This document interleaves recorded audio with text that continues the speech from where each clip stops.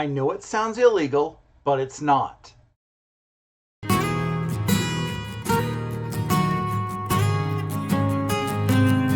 I have two naked cowboys in my freezer.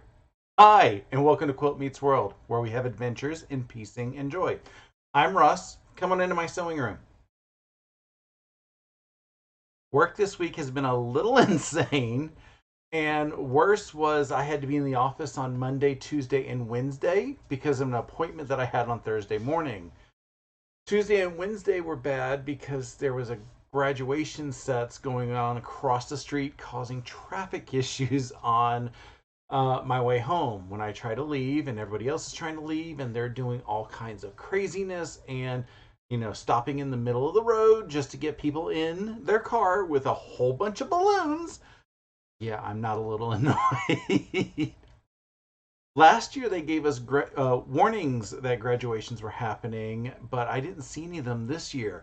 Not that I think that management would have been like, oh, yeah, sure, you can work from home this week because there's going to be graduations. Because, yeah, when there's a mandate and they are being stupid about the mandate, yeah, there's that.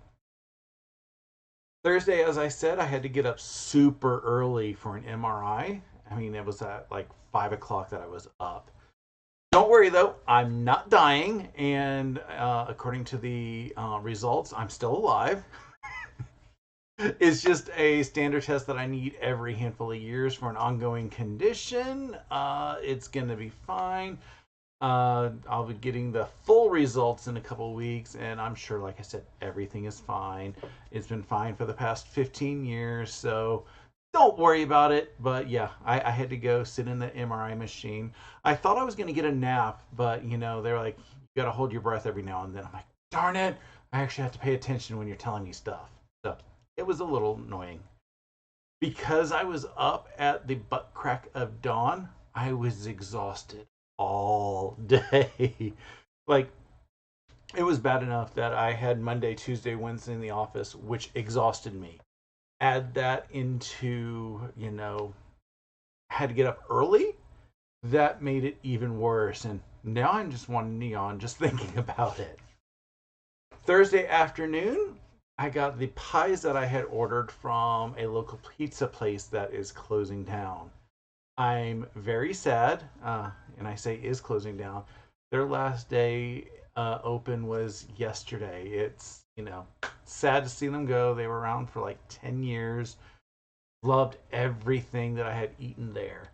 And my favorite slice is called the Naked Cowboy. It's barbecue chicken bacon. Barbecue chicken, yeah, barbecue chicken or bacon barbecue chicken, whatever you want to call it. It's such a delicious pie. So when I was there on a week ago, I said I need two of them to go so that I could freeze them. And she goes, well, do you need them today or can it wait? I was like, well, as long as I get them by the time you're closing on Saturday. So Jerry, one of the owners, he's like, well, I'll just individually wrap up the slices so that you don't have to do all that extra work when you get home. I was like, ooh, that would be nice. So Thursday, I picked them up, and it's a giant pile of pies, slices, that's now in my freezer, so I can enjoy them slowly as I wean them off. Here in the sewing room, though, last week I had put a goal of getting borders on a couple quilts. I kind of succeeded. I had the idea that I was going to get 3 done. I only got 2, but that's 2/3 of what I was planning on doing. And you'll understand why I only hit 2. Because I was only going to be working on borders today, I skipped my 11sies live yesterday just so I could spend the entire day at my friend Steven of the Idiot Quilters pop-up sew day that he does every so often on Zoom. If you haven't joined his pop-up sew days, head on over to his channel, and he's got links in the descriptions of his videos. He usually announces them ahead of time. If you join his mailing list, he will tell you when they are coming up. Anyway, I got quite a bit done on his pop-up sew day. The first thing I did is I got the borders done on the Fort Worth Fabric Studio Sunshine on My Mind table runner. It's not pressed yet, but I got the borders on, so that's why it kind of looks a little funky because I haven't pressed them out yet. That was a lot of fun to get done. It's a gorgeous thing. I have an idea as to which pantograph I want to put on it, but I need to find batting for it. I do have the backing. I ordered some gorgeous yellow grunge from Fort Worth Fabric Studio.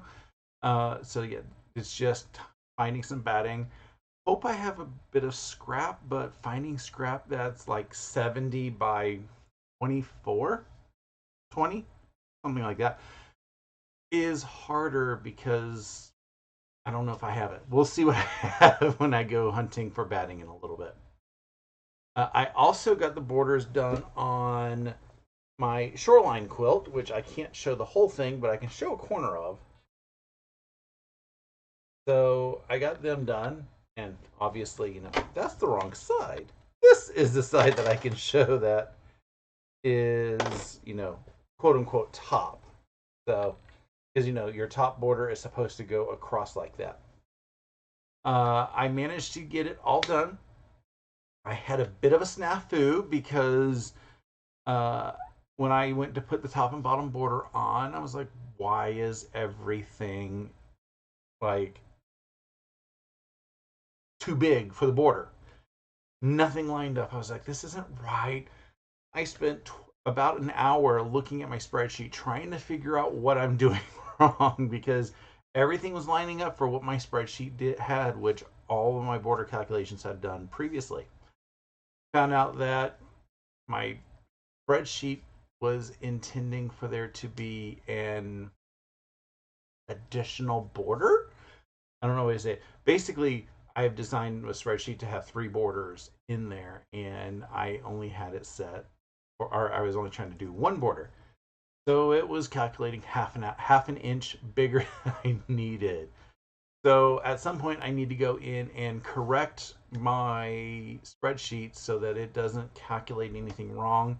I need to put width cuts in there so that I have additional viewing of, what doesn't quite line up and everything. So I have a lot of visuals of, okay, this is what I could be goofing up on. It does explain why something else didn't line up a couple weeks ago, but I just ignored that one and said, it's a little bit bigger. Oh well. And now I understand why. So I will figure that out. I'm gonna need to find some batting for that because I also have backing.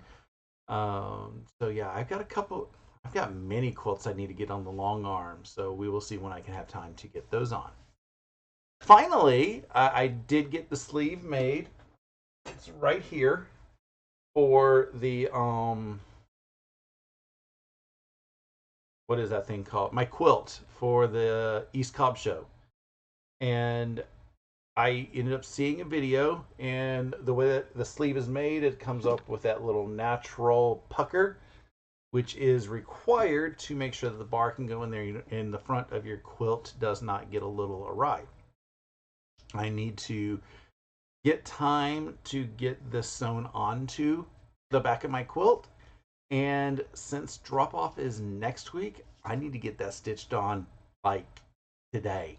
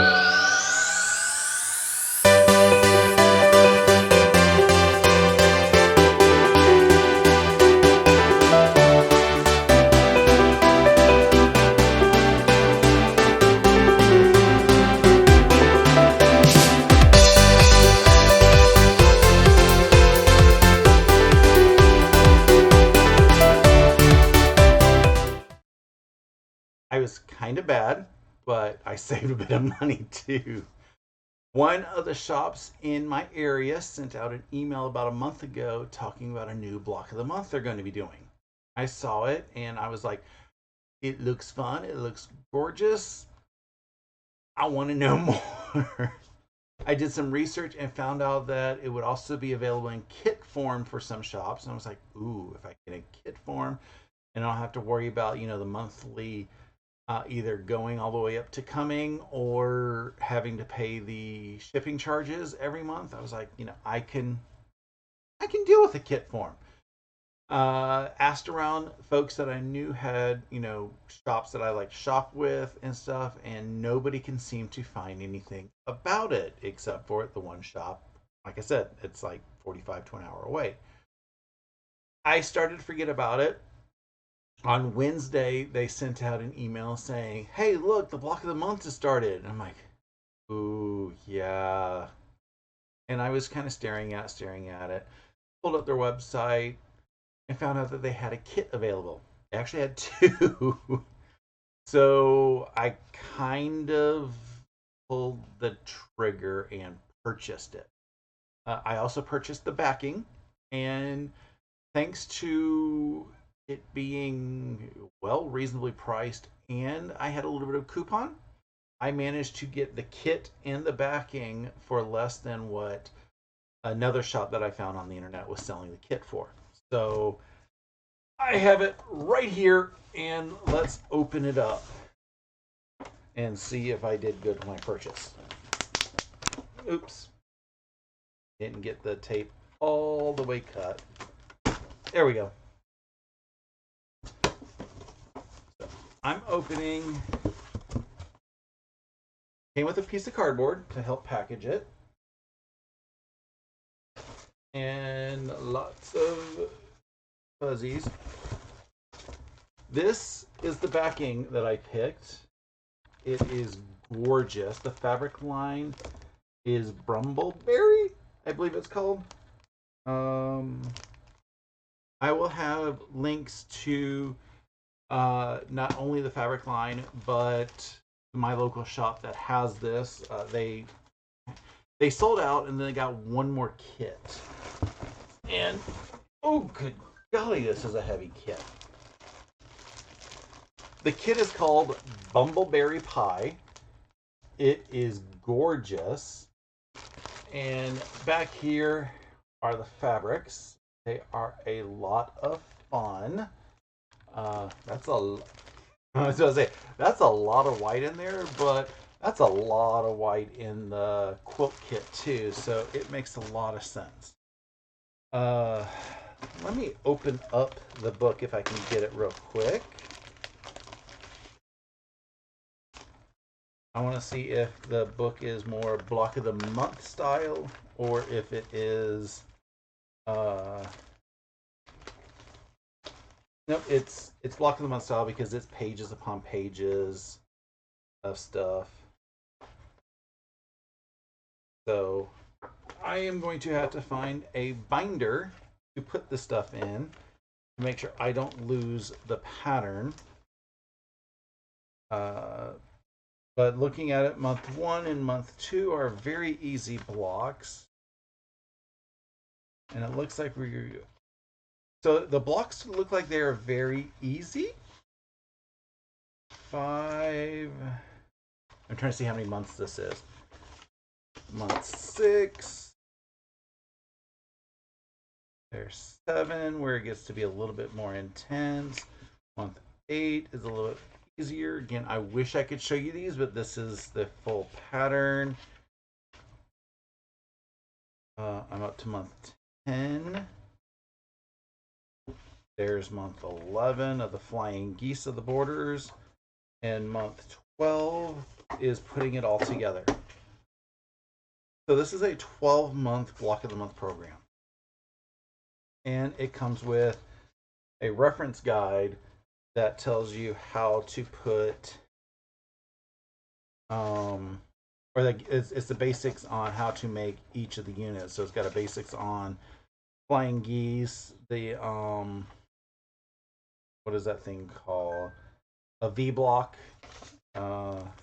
and easy ways to do 4 patches. So I'm very excited about this. So here's a non-glare version of the pattern. And on the back, it's got a reference guide of how much you need of everything. I don't know if you can just buy the pattern. I will do some research and hopefully have this on the in the description if there is just a pattern. So that'll be great if there is. If there isn't, then I will definitely have a link to my local shop that has the kit for sale and the block of the month if you are interested in either of those. And like I said, a friend of mine also purchased this, and we may end up doing it as a sew along. So we'll have to see how our schedules align and how it's going to work. So we will see what happens. So stay tuned for that. The only thing that I am planning this week is to get the sleeve on my show quilt. It's hand stitching, and hand stitching is the worst. So I don't really need to plan on doing anything else except focusing on that torture. Probably going to take me a few hours because hand stitching is slow. I also apparently have to create a special label for it because the show instructions say it has to have my name and the name of the quilt on there. And the label that is currently attached to it just has my name and the year the quilt was completed. And I'm sure it's just to help them organize all of the quilts that they have, make sure somebody's quilt doesn't get crossed, or if people have multiple quilt entries in the show, that they have the specific right quilt in the right entry. Even though I only have one show in the quilt, or one quilt in the show, I want to make sure that they have all of their rules met so that their lives are as simple as possible. I don't want them to just see my name on the back of the quilt and be like, does he have more than one quilt? Because it's torture if he has more than one quilt and we don't know which. So yeah, I got to get a temporary label put on that as well. I'm just going to probably quickly stitch it at the bottom corner as well so that I have both of those on there. Again, it's my first time done anything in a show. My quilts aren't necessarily designed and or made for a show, but this one is just going to be totally fun. So I think that is going to be about it for today. You guys are rock stars for listening to me ramble about my weekly shenanigans. If you wouldn't mind giving the YouTube algorithm a little love, I would greatly appreciate it as it helps the channel grow. You can do that by commenting on this video, liking, subscribing, or even eating a handful of M&Ms because those are tasty. If you ring that little bell icon next to the subscribe button, you will be notified when I go live on Saturday mornings or anytime that I publish my weekly vlog on Sunday evenings. I hope you have a wonderful rest of your day and an awesome week. Until next time, stay happy and keep stitching.